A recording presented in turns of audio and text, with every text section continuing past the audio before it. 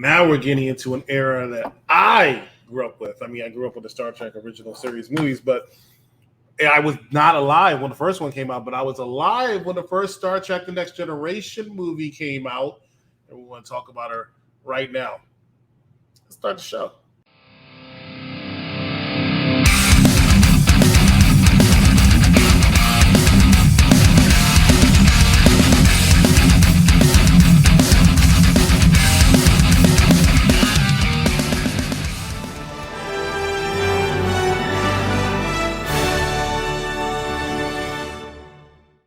Hello again, everybody. I'm the Executive Consultant. You are watching Unpopular Review Entertainment.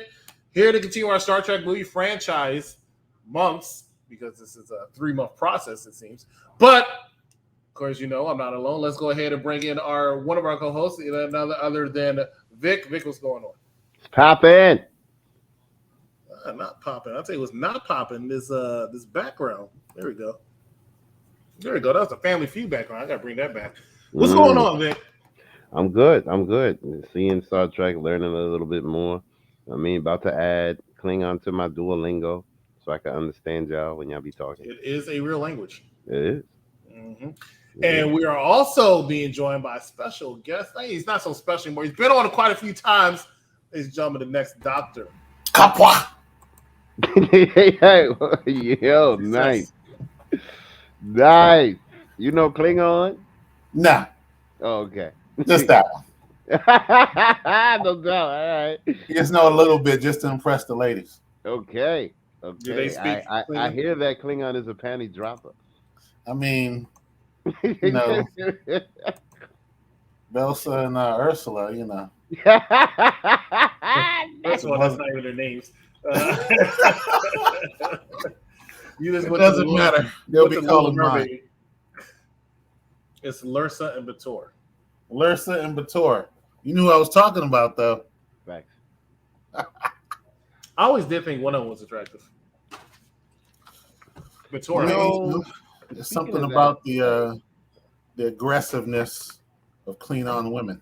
You know, those like wrinkle-head girls in this movie were kind of cute. I'm not gonna lie. I think I'm starting to, like get attracted to Klingons. Like it's weird. Like, you know what I mean? Like after a while, after seeing them, like they start getting kind of cute. Like you start missing out on you start forgetting about all the wrinkles on their forehead, and they kind of, you know what I'm saying?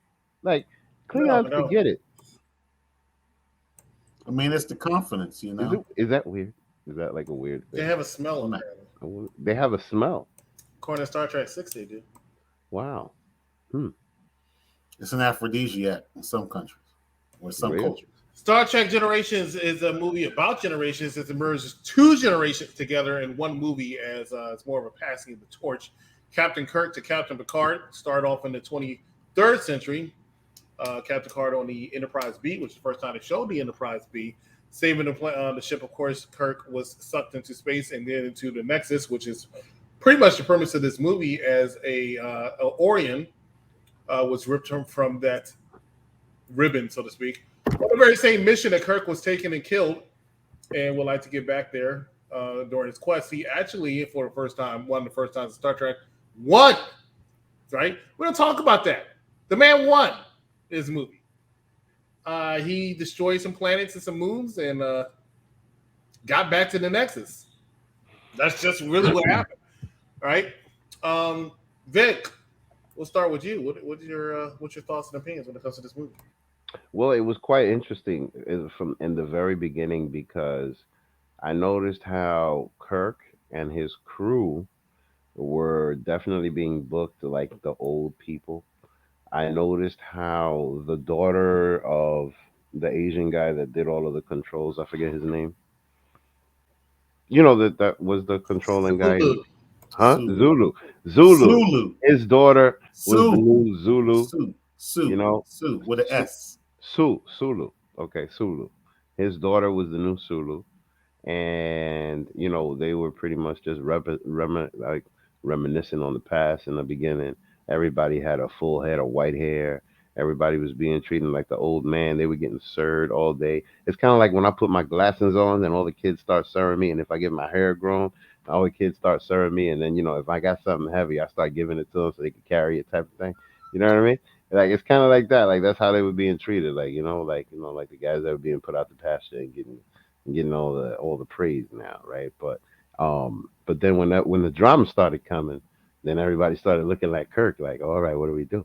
What's going on? Because you know it all, like it's popping. Like they still. What I'm trying to say is just that he still had this feeling of being a leader. And also, one thing that I also noticed is that when they did get into drama right away, he was just like this, and everybody was looking at him like, "Oh, what's he gonna do now?" So they were definitely giving him his flowers in the beginning of this movie, and you could see that it was definitely gonna be like, "All right, this is the last time we're gonna see this guy. He's getting passing the torch and da da da." You could see it from the beginning of the movie what's happening.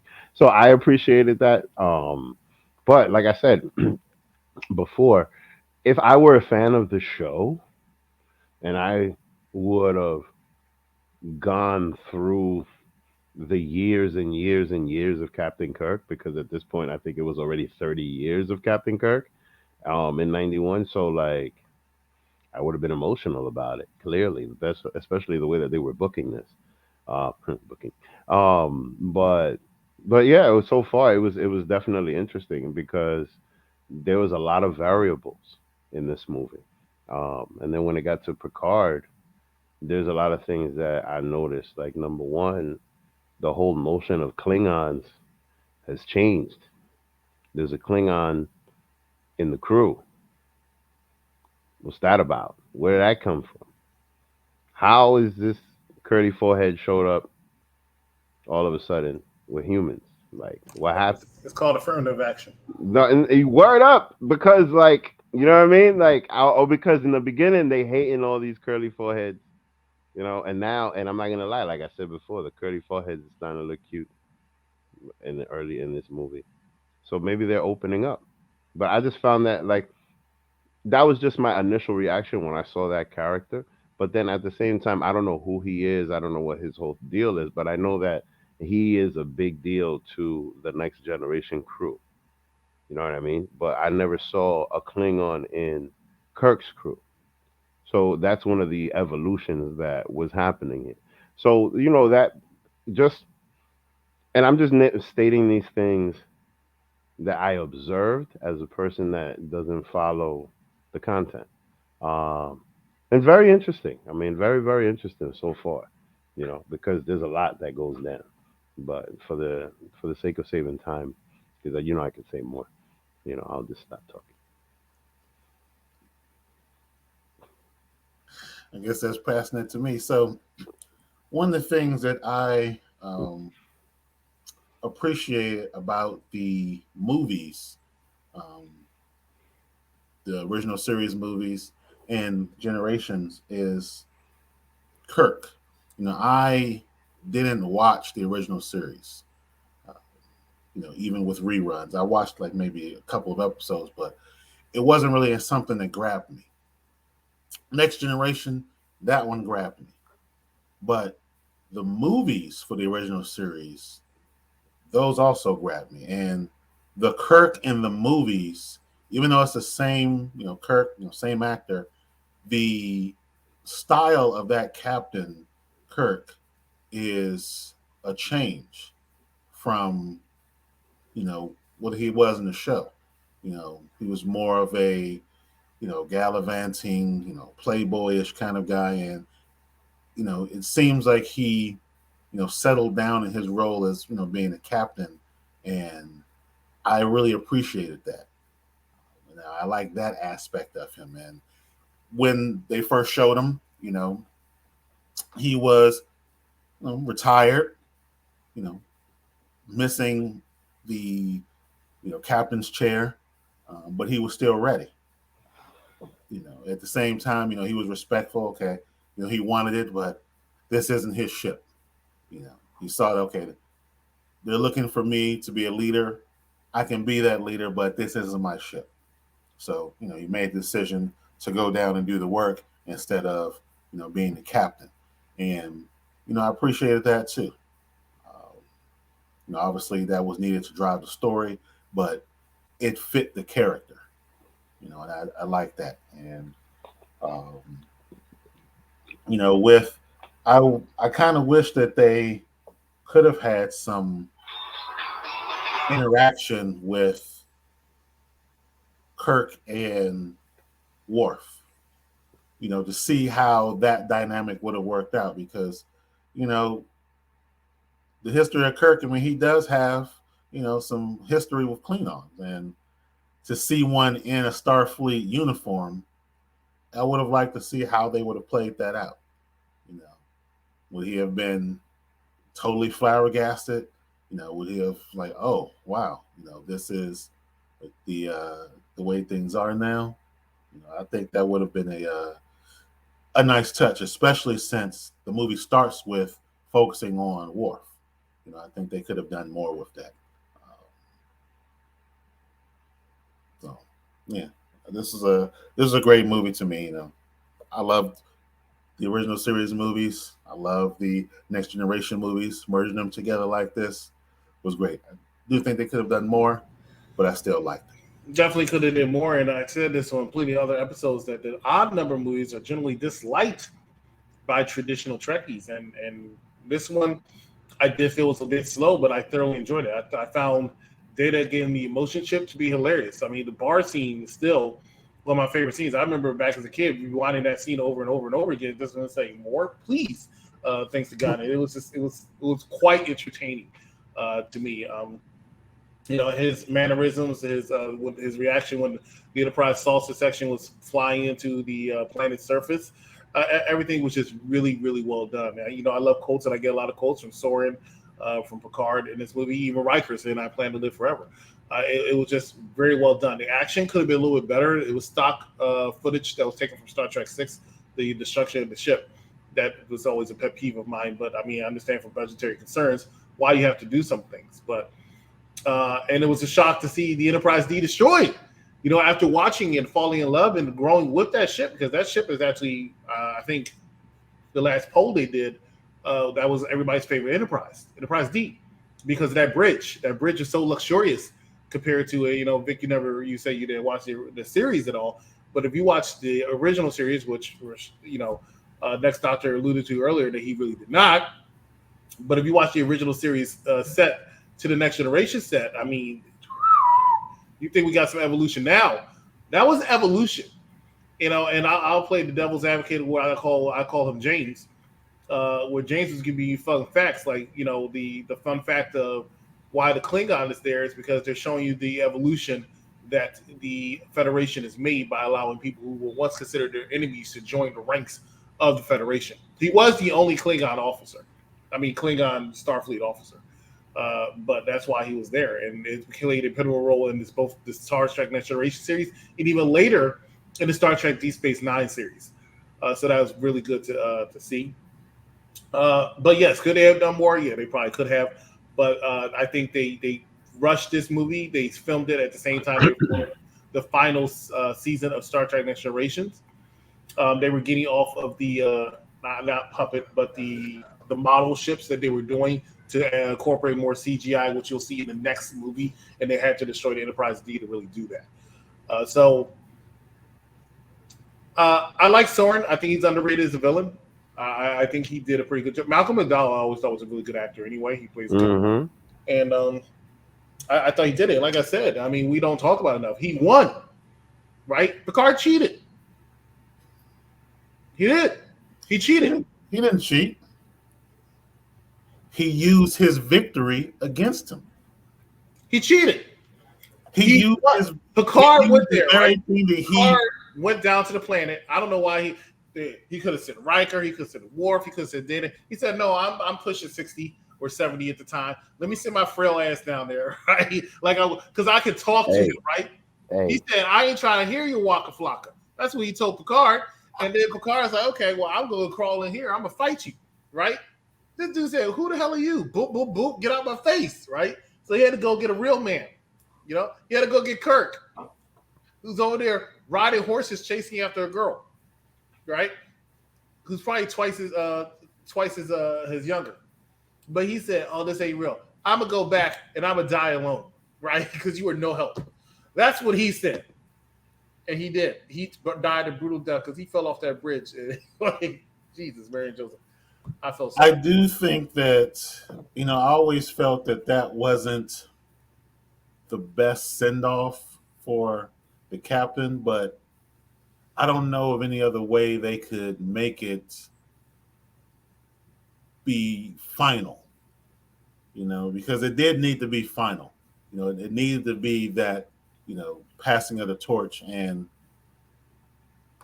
yeah, him dying in that way was like, I do believe he agreed to do the movie only if he wasn't going to die because they didn't really think he should be playing the character any longer because he's been defined by that character. He wanted to do other things, and he has done other things. The only thing that come close to reaching that role where you transition to something else was probably when he played in Boston Legal as Denny Crane. But shout out to him. He's still going strong today. He still makes movies.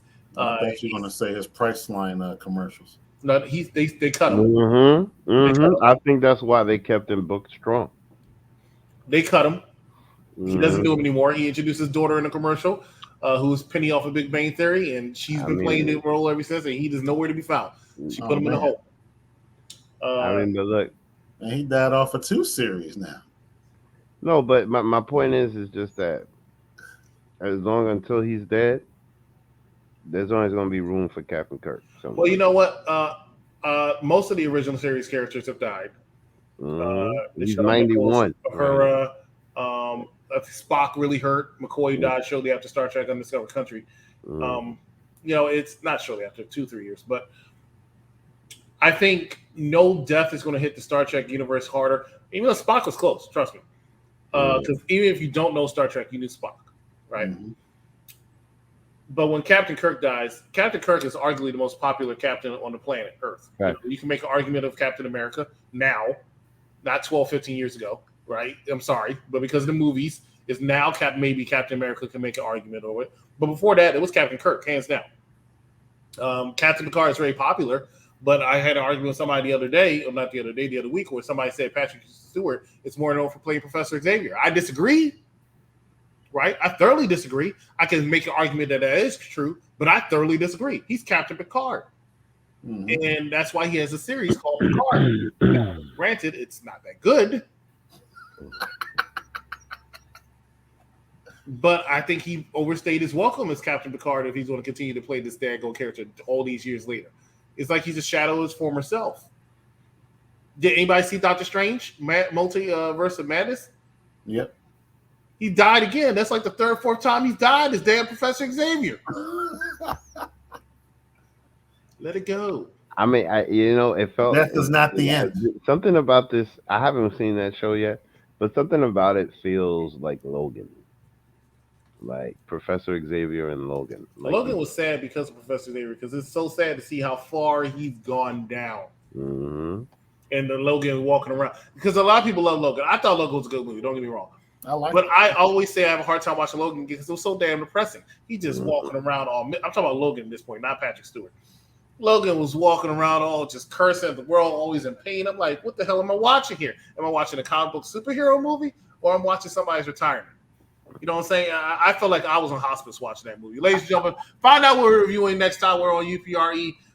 Some musicals and another Star Trek movie, and we got it all for you. Black History. Stay with us. You're watching a popular review. Good morning. Good morning.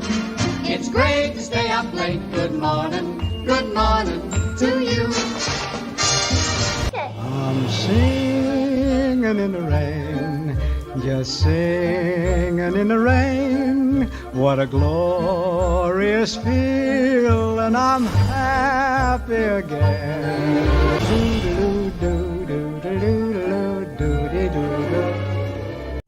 Welcome home, Locutus.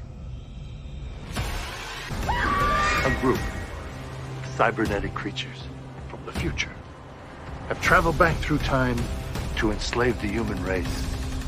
And you're here to stop them.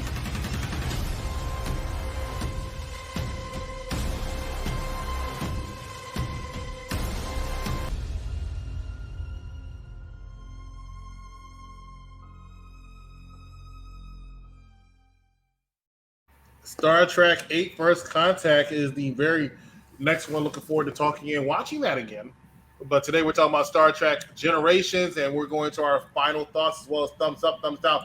Vic, we'll start with you. Thumbs up, thumbs down, Star Trek Generations.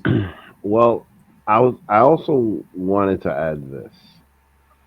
One of the most compelling parts of this movie was Data, because Data made me think a lot of the things that are going on now when it comes to the artificial intelligence systems.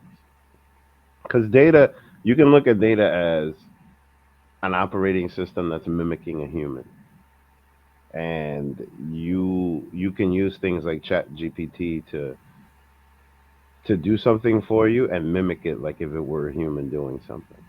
So I found things like that interesting because the systems that we're going into right now, can you imagine if Alexa had an emotion chip?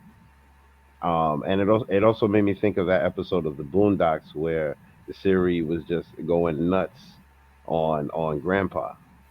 So like if an operating system had some type of an emotion chip and then all of a sudden started acting like a child and laughing at every little thing because it never felt this emotion before and doesn't understand what all of these humans' emotions are like and has just this constant thirst for knowledge to be like a human. I just found Data's entire existence very compelling. And then but then the other thing, this whole notion of like, oh, you said you were never going to do this, you said you were never going to this and that, which was a little confusing because clearly it's kind of like if he had feelings before. So I honestly like am interested in learning more about Data and seeing more about him, that character specifically, because I find it interesting as to what they were doing. And then the other thing I found interesting was when Picard was looking through a photo album. Like in 2023, a photo album just seems so last century. Even though they're still around, you can still get them at pharmacies and things that you can order them from Vistaprint. But that just seems so last century. And like to see such a futuristic movie and then seeing Picard going through a photo album and talking about the past and talking about all these things, it was just so weird to me.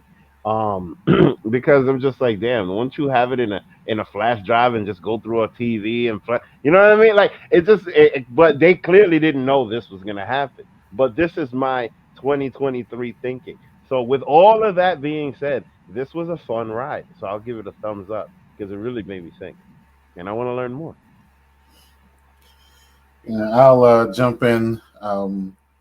It is worth looking at the earlier shows and movies because you do get some background. One on the emotion chip. There's a whole series about that and why it was being put away up until now, and also with the presence of the photo album, it makes sense in the context of his family uh, because of how his family back on Earth acts.